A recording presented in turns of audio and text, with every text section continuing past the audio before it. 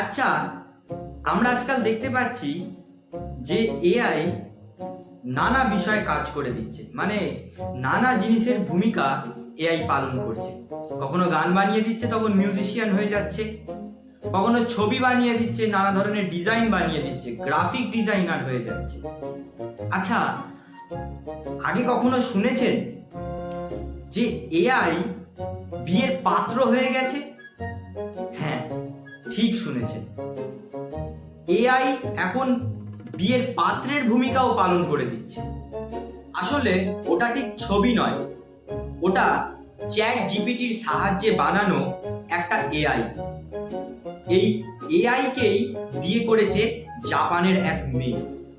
নিজের জীবন সঙ্গী হিসাবে বেছে নিয়েছে তার চ্যাট জিপিটির সাহায্যে বানানো জীবন সঙ্গীকে। এই চমকপ্রদ ঘটনাটি ঘটেছে জাপানের ওকায়ামা সিটিতে। এখানকার 32 বছরের কানো নামের একটি মেয়ে চ্যাট জিপিটি দিয়ে একটি পুরুষ অবয়ব বা ছবি তৈরি করে, যার নাম দেয় ক্লস। এই ক্লসের সঙ্গেই ধুমধাম করে সব জাপানি ঐতিহ্য মেনে প্রচুর মানুষ আমন্ত্রণ করে বিয়ে করা হয় এবং তাদের মধ্যে আংটি বদল পর্যন্ত হয়। একটা অবাস্তব জিনিসকে কত সুন্দরভাবে সেখানে সাজানো হয়েছিল। ক্লসের একটা ছবি একটা বড় স্ক্রিনেতে রাখা হয়।